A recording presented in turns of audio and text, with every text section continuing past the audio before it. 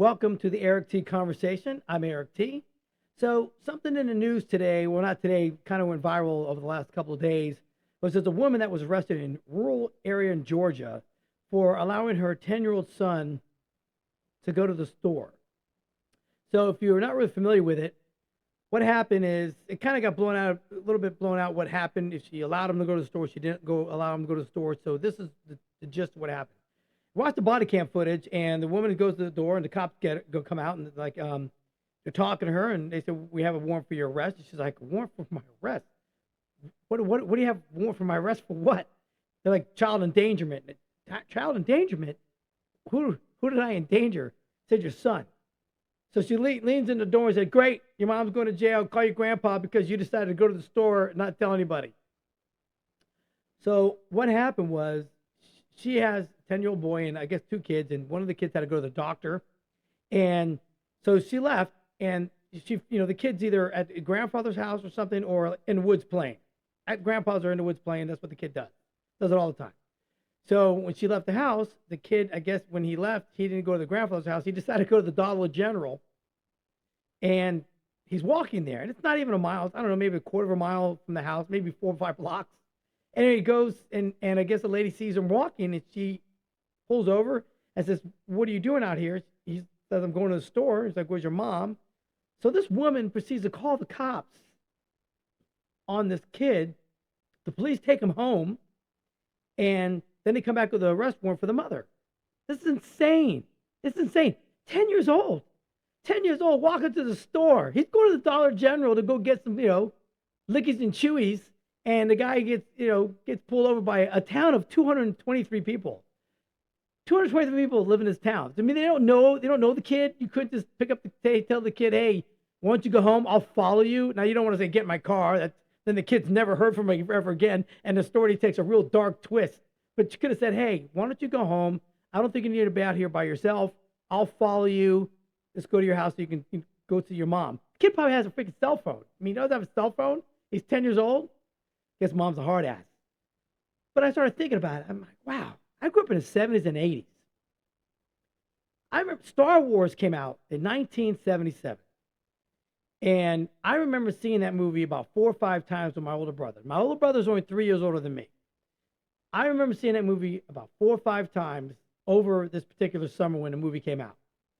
I rode my bike with my brother to the movie theater to go see Star Wars in 1977. I was 4 years old. 4.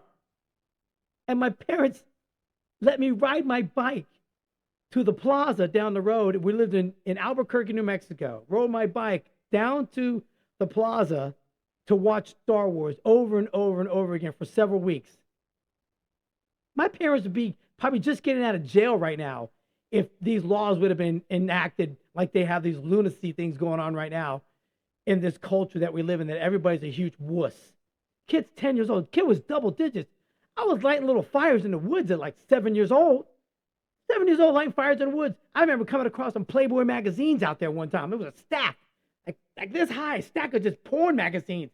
And you know what? If you ask any young man walking around like in his late 40s or 50s or in early 60s, if you ever went out in the woods and found dirty magazines, we all found dirty magazines out there. I don't know why. That's where the older guys that were in their 30s used to hide their stash out in the woods. So we'd go out in the woods and we'd be gone all day.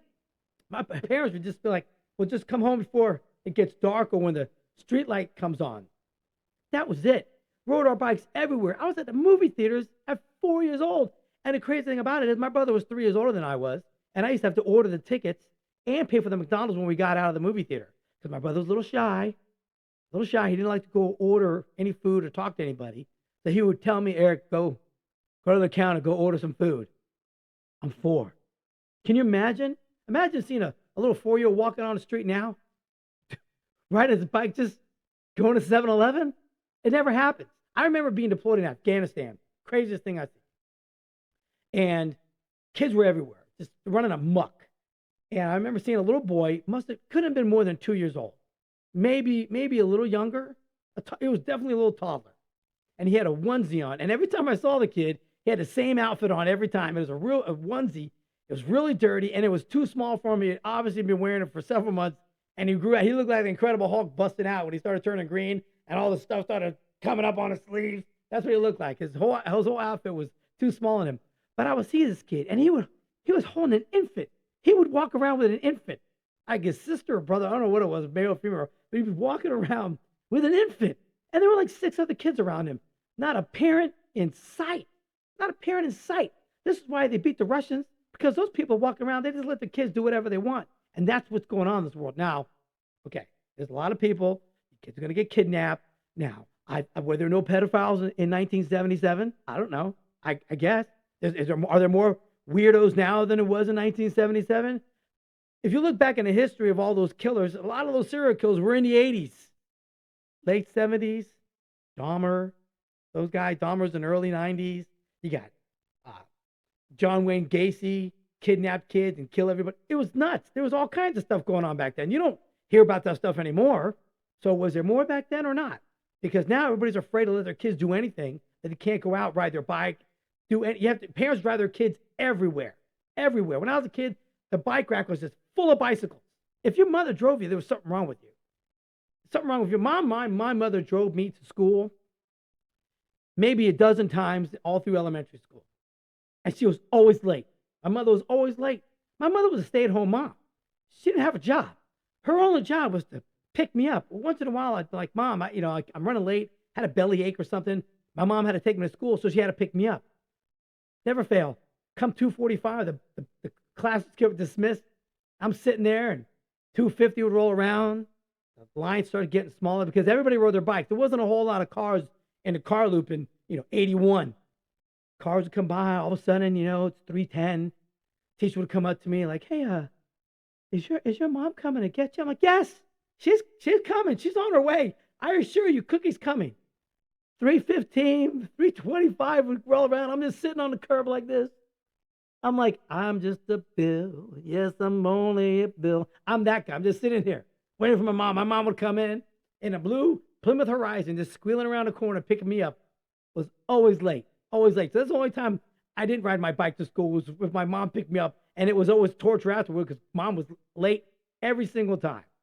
So the times have changed so much now that where a woman can't let her kid go to the Dollar General at 10 years old, mind you, and he gets arrested. I feel bad for these parents nowadays. You got to be more protective, obviously.